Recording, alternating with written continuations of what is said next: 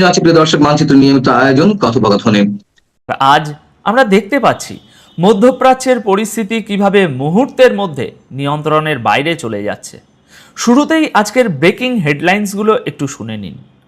ইরানের হামলায় আমেরিকার সামরিক ঘাঁটিগুলোর কতটা ধ্বংসলীলা হয়েছে তার প্রথম স্যাটেলাইট ছবি অবশেষে আজ সামনে চলে এসেছে। অন্যদিকে আমেরিকা গতকাল দুপুরবেলা টানা 90 মিনিট ধরে ইরানের উপর অবিরাম বোমা বর্ষণ করেছে। হরমুজ প্রণালী নিয়ে সংঘাত এখন আরও মারাত্মক রূপ নিয়েছে।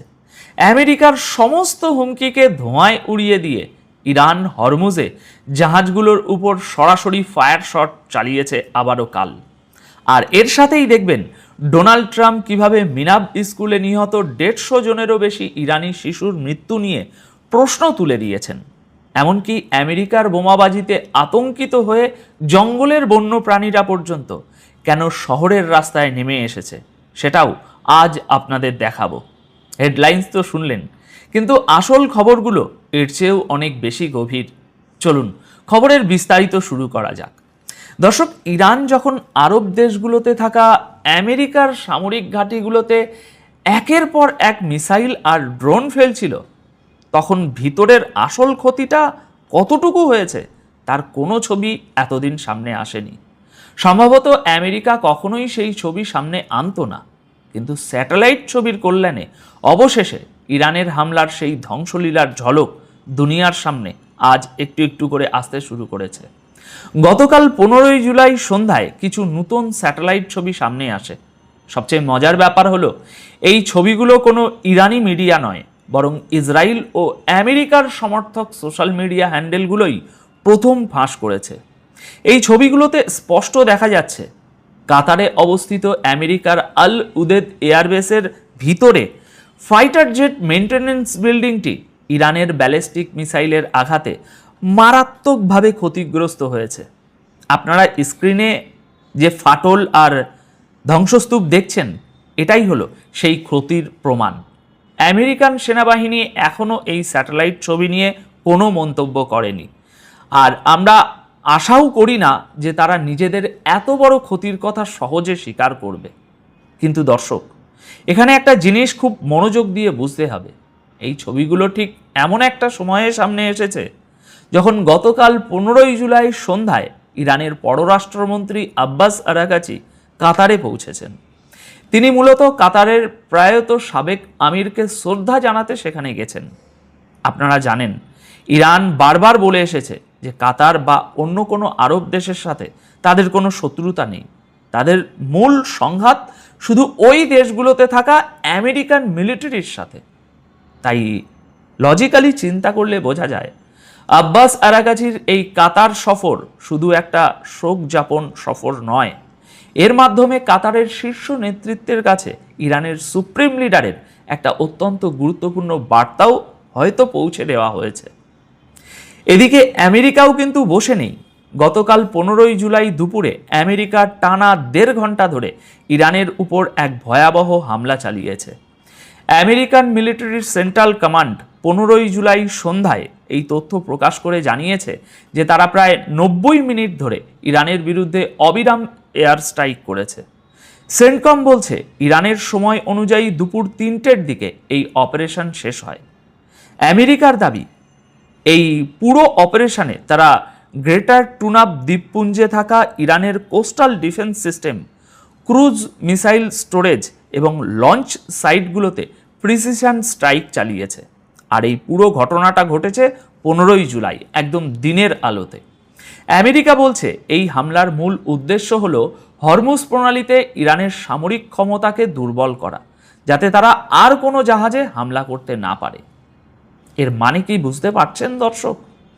আমেরিকা এখন শুধু ইরানের মূল ভূখণ্ডেই নয়, বরং হরমুজ প্রণালীর আশেপাশে থাকা অত্যন্ত স্ট্র্যাটেজিক দ্বীপগুলোতেও লাগাতার হামলা করছে।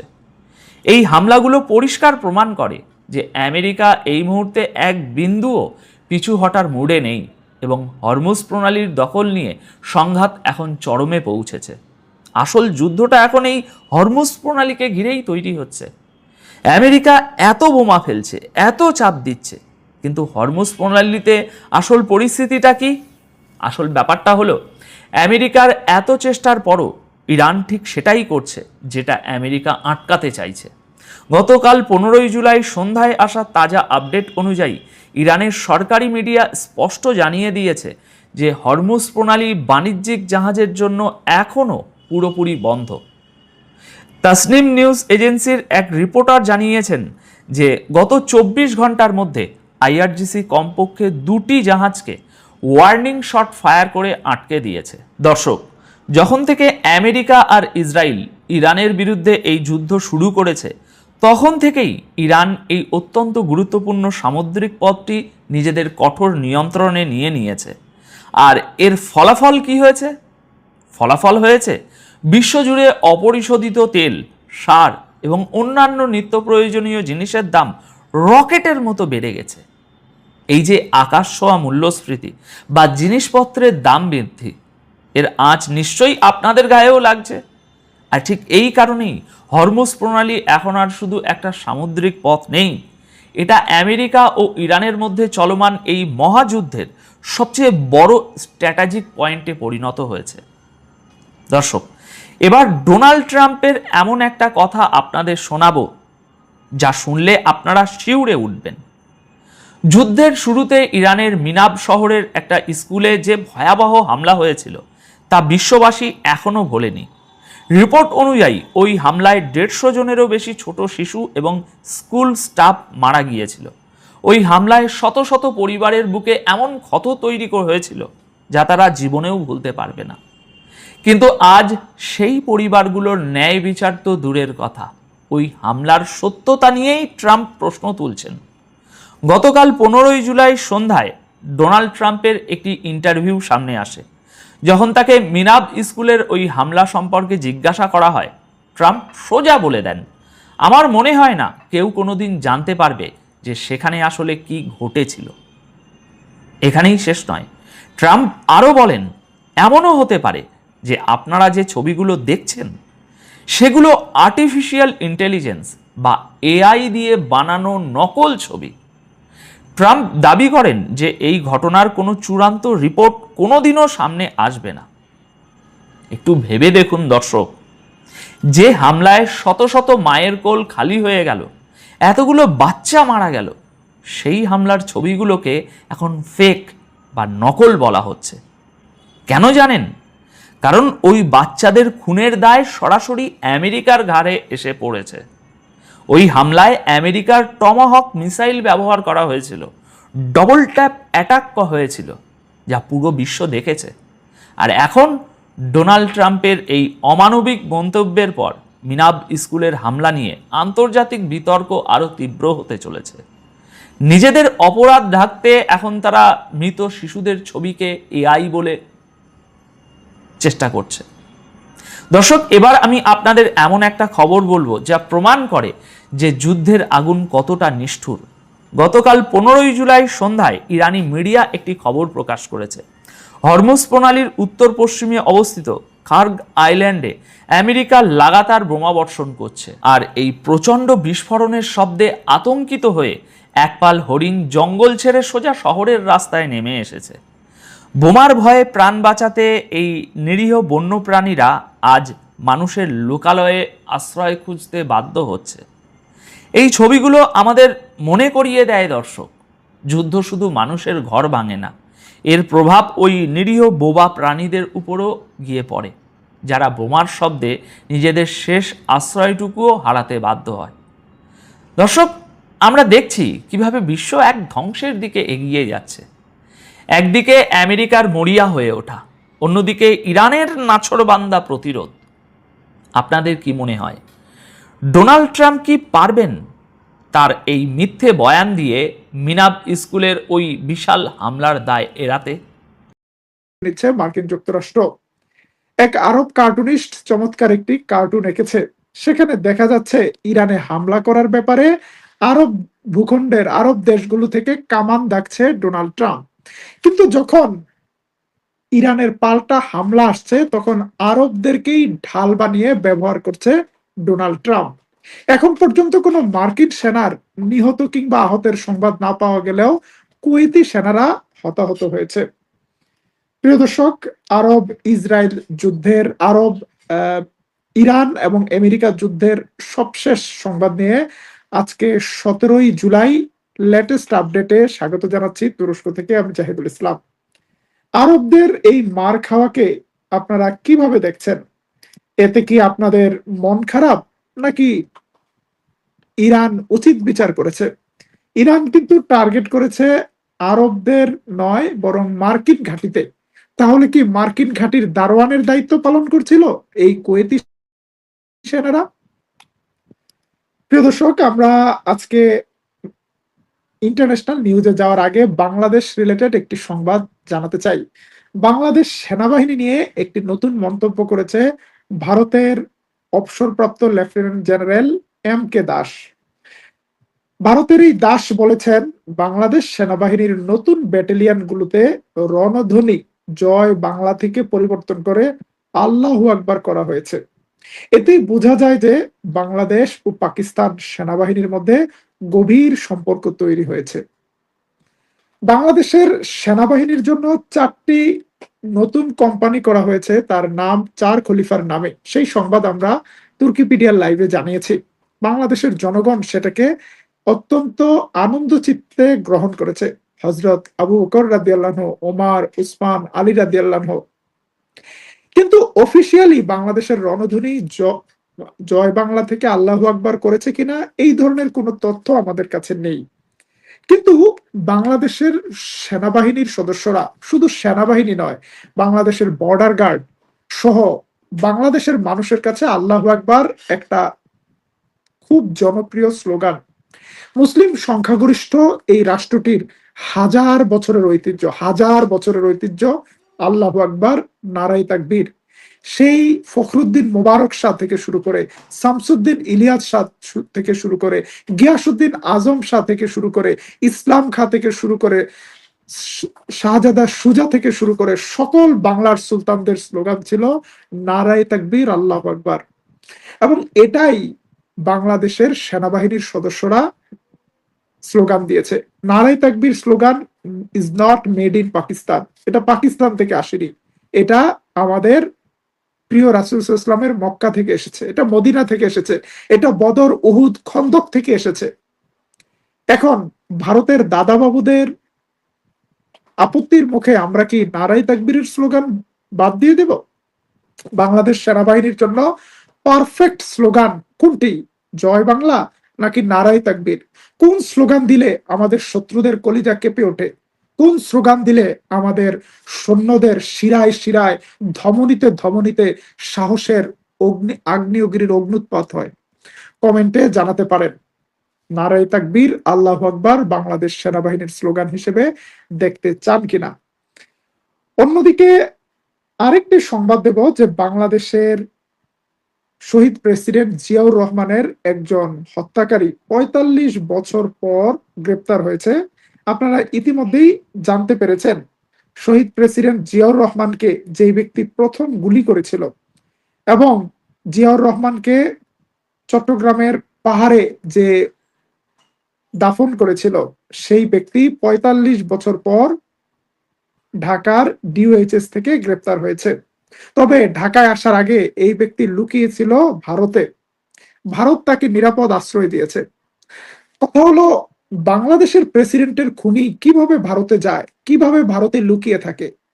শুধু কি শহীদ জিয়ার খুনিকে ভারত আশ্রয় দিয়েছে?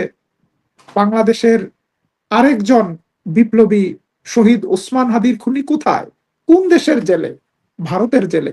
জেলে থাকার আগেও ভারতে ছিল দীর্ঘদিন। কিভাবে ছিল? ভারতে ঘুরে ঘুরে গোয়া থেকে ছবি পাঠায়, গোয়ার সমুদ্র বিচে গিয়েছে।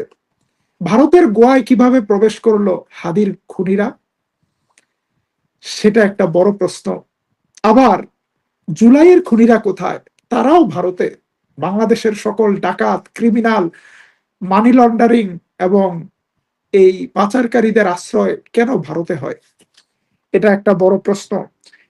এখন শহীদ প্রেসিডেন্ট জিয়াউর রহমানের হত্যাকারী মুজাফফর আহমেদকে রিমান্ডে নিলে জানা যাবে ভারতে কার আশ্রয়ে কোথায় ছিল।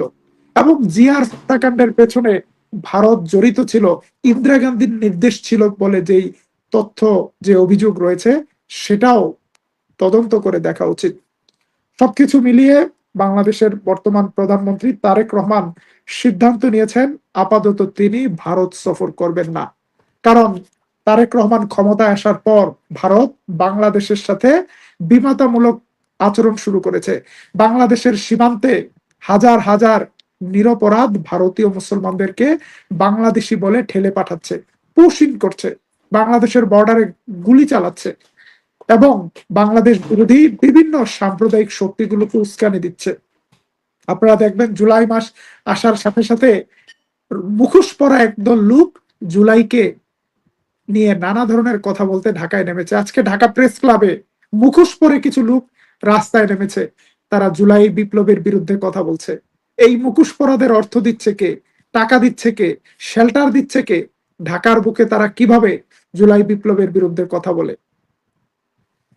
এবং একটা বড় চক্রান্ত চলছে।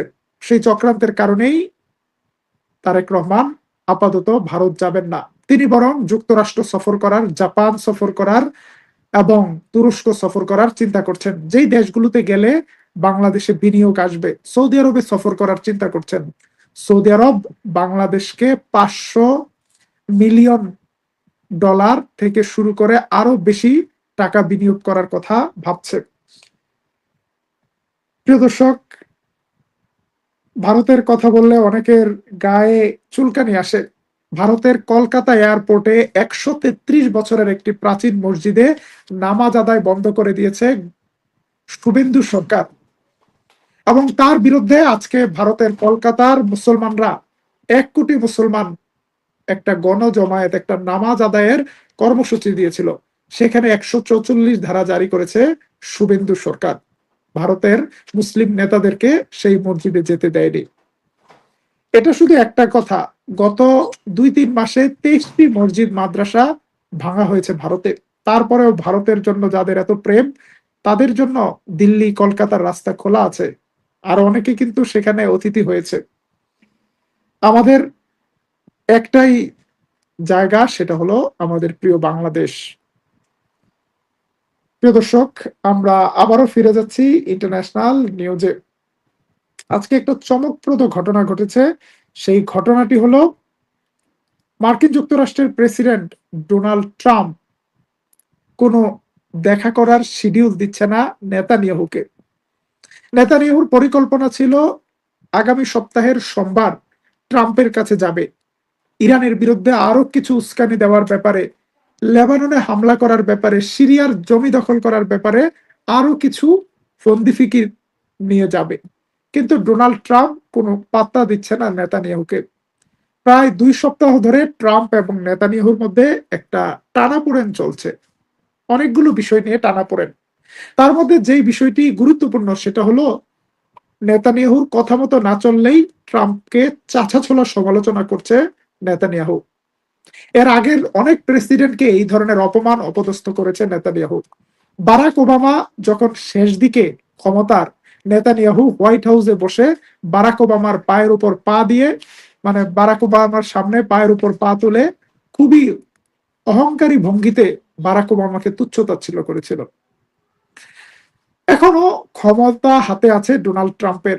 যদিও এটা ট্রাম্পের শেষ মেয়াদ, ট্রাম্প আর ইলেকশন করবে না, কিন্তু ট্রাম্পও তার শক্তি দেখাচ্ছে। ট্রাম্প বোঝাচ্ছে যে নেতানিয়াহুর কথায় আমেরিকা চলবে নাকি আমেরিকার কথায় নেতানিয়াহু চলবে। ট্রাম্প কেন নেতানিয়াহুকে পাত্তা দিচ্ছে না, তার একটা বড় কারণ, আমেরিকা তুরস্কের কাছে F-35 ফাইটার জেট বিক্রি করতে চেয়েছে। সেই F-35 ফাইটার জেট বিক্রির বিরোধিতা করেছে নেতানিয়াহু। শুধু বিরোধিতাই নয়, ট্রাম্পের কঠোর সমালোচনা করেছে। এটা ট্রাম্পের ইগুতে লেগেছে। ট্রাম্প মনে করছে নেটোর স্বার্থে, আমেরিকার স্বার্থে রাশিয়ার বিরুদ্ধে তুরস্ককে কাছে রাখতে তুরস্ককে F-35 দেয়া জরুরি। কিন্তু নেতানিয়াহু কোনো যুক্তি মানতে রাজি নয়। নেতানিয়াহুর কথা হলো, যা কিছু ভালো সবকিছু আমাকে দিবে, আমার কোনো শত্রুকে বা আরব কোনো দেশকে দেয়া যাবে না, সেটা আরব আমিরাত হোক কিংবা তুরস্ক হোক।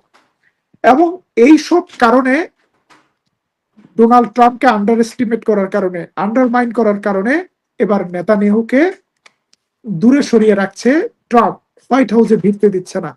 শুধু তাই নয়, আমেরিকান অ্যাডমিনিস্ট্রেশনের একটা গ্রুপ, তারা তারা নেতানিয়াহুর দল লিকুদ পার্টি থেকে নেতানিয়াহুকে সরিয়ে দেওয়ার ব্যাপারেও একটা উদ্যোগ নিয়েছে বলে জানা যাচ্ছে।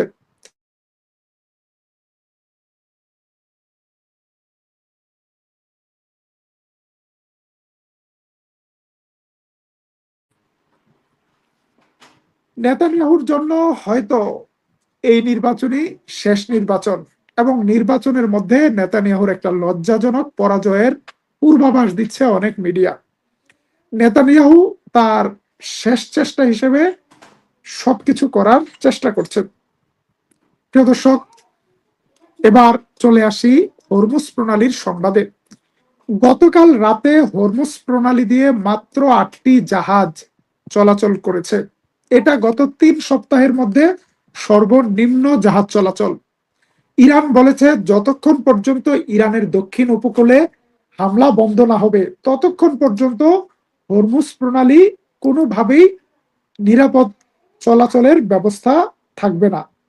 হরমুজ প্রণালীতে নিরাপত্তার কোনো গ্যারান্টি কেউ দিবে না। অন্যদিকে আমাদের কাছে নতুন সংবাদ এসেছে, সংযুক্ত আরব আমিরাতে ইরানের হামলার ভয়ে ডানা নামক একটি তেল কোম্পানির সবগুলো অয়েল ফিল্ড উৎপাদন বন্ধ করে দিয়েছে, প্রোডাকশন বন্ধ করে দিয়েছে। যে কোনো সময় ইরানের হামলা হতে পারে, সিরিয়াস সিকিউরিটি থ্রেট। একদিকে কুয়েতে জরুরি অবস্থা, বাহরাইন এবং সৌদির মাঝখানের ব্রিজে হামলা হয়েছে গতকাল রাতে, এবং এবং আরব আমিরাত তার তেল উৎপাদনের একটা বড় অংশ বন্ধ করে দিতে বাধ্য হয়েছে। কারণ ইরান বলেছিল আমাদের সিভিলিয়ান ইনফ্রাস্ট্রাকচারে হামলা হলে আরবের কোনো সিভিলিয়ান ইনফ্রাস্ট্রাকচার থাকবে না। গতকালকের ইরানে হামলার পর, ইরানের 5টি ব্রিজ ধ্বংস করার পর এবার পাল্টা যে হামলা শুরু করেছিল ইরান, তা দেখার পর মার্কিন যুক্তরাষ্ট্র নড়েচড়ে বসেছে, এবং মার্কিন যুক্তরাষ্ট্রের তাবেদার আরব রাজা বাদশাগুলো এখন আমেরিকাকে বলছে, বাবা এই হামলা বন্ধ করো, এবার তো আমাদের সেনারাই মার খাচ্ছে। ইরান এমন একটা পলিসিতে নিয়েছে যাতে যাতে আরব রাষ্ট্রগুলো ট্রাম্পের পায়ে ধরে বলে যে আর নয়, ইরানের বিরুদ্ধে আর হামলা চালিও না, আমাদের ভূখণ্ড ব্যবহার করে ইরানে আর তো দাগিও না। সবচেয়ে বড় শিক্ষাটা নিয়েছে সৌদি আরব।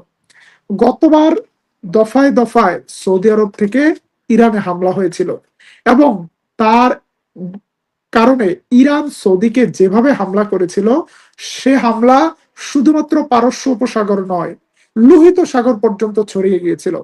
এবার কিন্তু সৌদি আরব চুপচাপ, ইরানের বিরুদ্ধে কোনো হামলায় সৌদি আরব তাদের ভূখণ্ড ব্যবহার করতে দিচ্ছে না, যে কারণে ইরানও সৌদি আরবে হামলা করছে না। কিন্তু এবার ছোট ছোট আরব রাষ্ট্রগুলোকে বাধ্য করছে আমেরিকা তাদের ভূখণ্ড ব্যবহার করতে। তার জবাবও ইরান নগদের নগদ দিয়ে দিচ্ছে। প্রিয় দর্শক, আমাদের কাছে আর একটা গুরুত্বপূর্ণ সংবাদ এসেছে। সেই সংবাদ, বাংলাদেশের বন্যা পরিস্থিতির মধ্যে ইরানের পক্ষ থেকে ত্রাণ সহযোগিতা নিয়ে বাংলাদেশি জনগণের পাশে দাঁড়িয়েছে ইরান।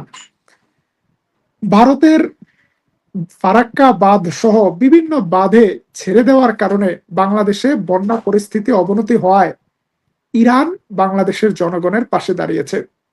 বাংলাদেশে যখন শুষ্ক মৌসুমে নদীর পানিতে বাঁধ দিয়ে আটকে রেখে ভারত বর্ষা মৌসুমে আবার অতিরিক্ত পানি ছেড়ে দেয়, ভারত আমাদের এইরকম বন্ধু।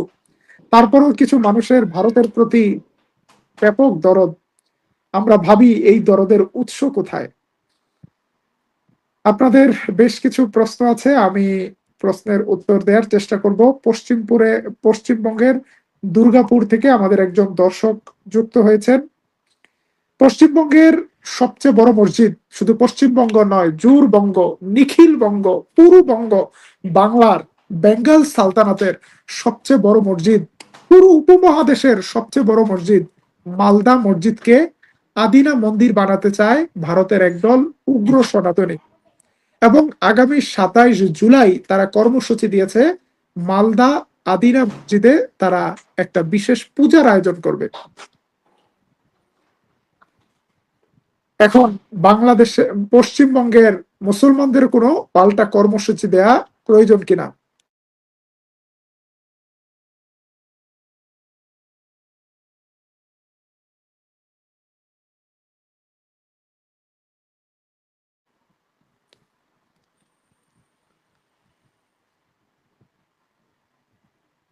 প্রিয় দর্শক, আজকে আমরা বাংলাদেশের কিছু মানুষ বেলুচিস্তান নিয়ে প্রচন্ড সংবাদ প্রচার করছে, সেই বিষয়ে কিছু তথ্য জানাতে চাই। ভারতের গুদি মিডিয়া প্রচার করছে বেলুচিস্তান নাকি স্বাধীনতার ঘোষণা দিয়েছে। ভারতের গুদি মিডিয়া প্রচার করছে বেলুচিস্তানের 85% স্বাধীন হয়ে গিয়েছে। শুধু তাই নয়, এখন নাকি পাকিস্তান আজাদ কাশ্মীর তাদের আজাদি ত্যাগ করে ভারতের কাশ্মীরে যোগ দিতে যাচ্ছে। এই ধরনের গাল গল্পগুলো প্রচার করছে বাংলাদেশে থাকা শাহবাগীরা, বাংলাদেশে থাকা ভারতের দোসরেরা, এবং কিছু মানুষ সেটা বুঝতে না পেরে সেটা প্রচার করছে, শেয়ার করছে। ভারতের কাশ্মীরের মুসলমানরা কেমন আছে? কাশ্মীর আরেকটি গাজা, আরেকটি পৃথিবীর উন্মুক্ত জেলখানা। কাশ্মীরের মধ্যে শুধু ইসলামপন্থী নয়, শুধু জাতীয়তাবাদী নয়, সেকুলার লিবারেল কোন পার্টিকেও রাজনীতি করতে দিচ্ছে না নরেন্দ্র মোদী। কাশ্মীরের সাবেক মুখ্যমন্ত্রী মেহবুবা মুফতিকে বছরের পর বছর কারাবন্দী করে রেখেছে। কাশ্মীরের ভারতের দালাল ফারুক আবদুল্লাহর ছেলে ওমর আবদুল্লাহকে কারাগারে বন্দী করে রেখেছিল। কাশ্মীরের কাউকে কোনো পলিটিক্স করতে দিচ্ছে না, কোনো ধরনের রাজনৈতিক অধিকার কাশ্মীরের মানুষ নেই। এবং প্রতিনিয়ত সেখানে নানা ছুতা বাহানায় যে সামরিক অভিযান রেইড চলছে, সেখানে নির্বিচারে মুসলমানদেরকে হত্যা করছে, জুলুম করছে। পৃথিবীর সবচেয়ে বেশি অনাথ এতিম মানুষের দেশ কাশ্মীর। কাশ্মীর ভারতের সংখ্যাগরিষ্ঠ এলাকা, যে এলাকায় কখনো ডেমোক্রেসি নেই, গণতন্ত্র নেই। প্রিয় দর্শক, শুধু কাশ্মীর নয়, আপনি ভারত সম্পর্কে পড়াশোনা করলে অবাক হবেন। ভারতে 5টি মুসলিম মেজরিটি জায়গা আছে, 5টি মুসলিম মেজরিটি জায়গা, তার একটা জায়গাতেও ডেমোক্রেসি নেই। কারণ ডেমোক্রেসি দিলে মুসলমানরা ক্ষমতায় আসবে। ভারতের ভারতের পাশে আরব সাগরে একটা দ্বীপ রয়েছে, লাক্ষাদ্বীপ। এখানে 98% মানুষ মুসলমান, 98। এটাকে দখল করার পর থেকে ভারত কোনোদিন এখানে নির্বাচন হতে দেয়নি। দিল্লি থেকে ঠিক করে দেয় কে গভর্নর হবে। কাশ্মীর একটা পরিপূর্ণ রাজ্য ছিল, কাশ্মীরের রাজ্যের অধিকার কেড়ে নিয়েছে। সেখানে দিল্লি থেকে গভর্নর পাঠানো হচ্ছে হিন্দুদেরকে। আন্দামান নিকোবর দ্বীপে ভারত গভর্নর নিয়োগ দেয়। এবং সর্বশেষ নির্বাচনে পশ্চিমবঙ্গে ভারত 91 লক্ষ মুসলমানের ভোটাধিকার কেড়ে নিয়েছে, যার কারণে বিজেপির মতো দল ক্ষমতায় আসতে পেরেছে। বিজেপি চায় ভারতের মুসলমানদের কোনো ভোটাধিকার থাকবে না। এইরকম ভারতে কাশ্মীরের, আজাদ কাশ্মীরের মুসলমানরা যোগ দিবে, এই ধরনের গুজব শাহবাগীরা ছাড়া আর কারা বিশ্বাস করবে? আমাদের একটি প্রস্তাব আছে এই লাইভে, যারা প্রচার করছে বাংলাদেশ থেকে বেলুচিস্তান স্বাধীন হয়ে গিয়েছে, সেই দালাল সাংবাদিকদেরকে বেলুচিস্তানে পাঠানো দরকার। যাও, যে দেখে আসো বেলুচিস্তান কতটুকু স্বাধীন হয়েছে। বেলুচিস্তানে যে উন্নয়ন পাকিস্তান সরকার করেছে, পশ্চিমবঙ্গের মুর্শিদাবাদে, মালদাতে, যেখানে মুসলমানরা সংখ্যাগরিষ্ঠ, তার 10 ভাগের 1 ভাগ উন্নয়ন করেনি ভারত সরকার। মুর্শিদাবাদ এক সময় লন্ডনের চেয়ে উন্নত ছিল। মুর্শিদাবাদ পুরো বাংলার রাজধানী ছিল। সেই মুর্শিদাবাদ আজকে সবচেয়ে অবহেলিত, কারণ এখানে মুসলমানরা সংখ্যাগরিষ্ঠ। মুর্শিদাবাদ বাদ দিলাম, ভারতের মণিপুর, অরুণাচল, মেঘালয়, এই প্রদেশগুলোকে ভারত শুধু কাঁচামাল হিসেবে ব্যবহার করে। এখানের মানুষ, ত্রিপুরার মানুষ অসুস্থ হলেও কলকাতায় যেতে হয়, ভালো একটা হসপিটাল নেই। এখন খেলা দেখেন আর কিছুদিন পর কি হয়। অনেক শাহবাগীরা দাবি করছে ভারত যেন বেলুচিস্তানকে স্বীকৃতি দেয় স্বাধীন রাষ্ট্র হিসেবে। একবার স্বীকৃতি দিয়ে দেখুক ভারত কয় টুকরা হয়, আর সেই টুকরাগুলোকে কারা স্বীকৃতি দেয়। সুতরাং এত সহজ নয় বেলুচিস্তান স্বাধীন হয়ে যাবে, কাশ্মীর ভারতে যোগ দিবে, মানে যেই কথাগুলো বিজেপির স্বপ্ন অখণ্ড ভারত, সেটাকেই প্রচার করছে। এখন ইন্টারনেটের যুগে যে কোনো তথ্য যাচাই করা যায়, ফ্যাক্ট চেক করা যায় এবং ফ্যাক্ট